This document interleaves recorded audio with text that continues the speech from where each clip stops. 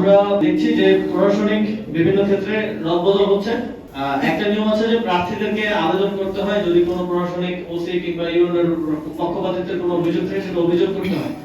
সেটা অভিযোগ নির্বাচন কমিশনের কাছে যায়, নির্বাচন কমিশন পরবর্তীতে সেটা স্বরাষ্ট্র মন্ত্রণালয় কিংবা জনপ্রশাসন মন্ত্রণালয় সংশ্লিষ্ট বিভাগে সংশ্লিষ্ট মন্ত্রণালয় সেটা পাঠায়। আমরা দেখছি যে খুবই সিলেক্টিভ অভিযোগগুলোই নির্বাচন কমিশন থেকে সংশ্লিষ্ট মন্ত্রণালয়ের কাছে যাচ্ছে।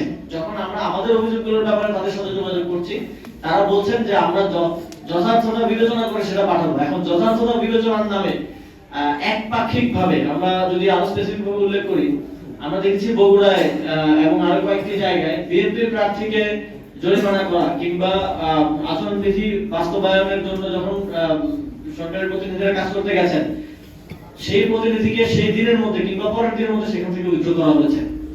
তার মানে এটা স্পষ্টভাবে এটা ইঙ্গিত করে যে প্রশাসন, নির্বাচন কমিশন একটা নির্দিষ্ট দলকে সুযোগ সুবিধা করে দিচ্ছে।